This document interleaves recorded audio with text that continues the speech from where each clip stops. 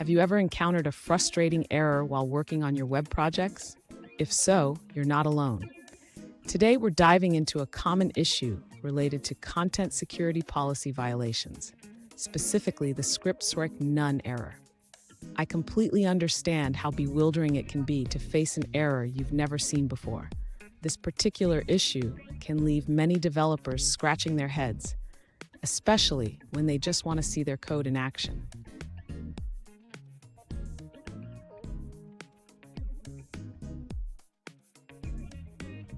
Let's take a closer look at the specific situation. One user recently set up MAMP and created an index.html file along with a script.js file. However, when they tried to access their page, they encountered a content security policy violation error. Sound familiar? Let's explore this together. So what exactly is happening here? The error message indicates that the browser is blocking the script from loading due to a strict content security policy that disallows any scripts from being executed. This is a security feature designed to prevent malicious attacks. And stick around. At the end of this video, I will share a quick tip on how to adjust your content security policy settings to avoid this issue in the future. To resolve the content security policy violation, the user first needs to understand what a content security policy is.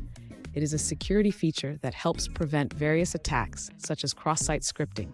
In this case, the policy is set to script-src none, which means no scripts are allowed to run.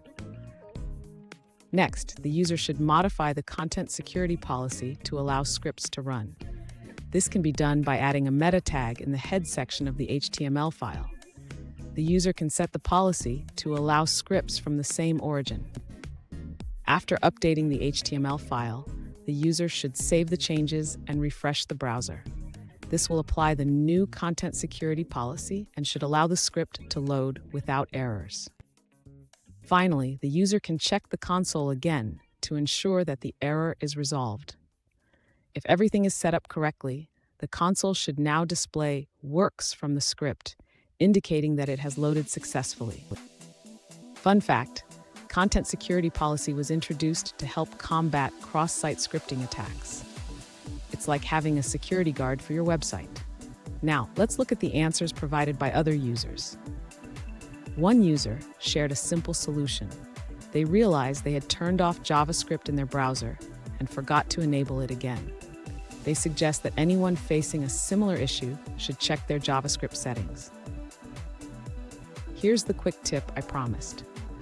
Always define a content security policy that suits your needs, but be careful not to make it too restrictive. This will help you avoid similar issues in the future. And there you have it. You've successfully resolved the content security policy violation error.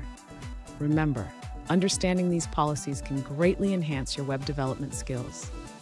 If you found this video helpful, please subscribe for more tips and tricks.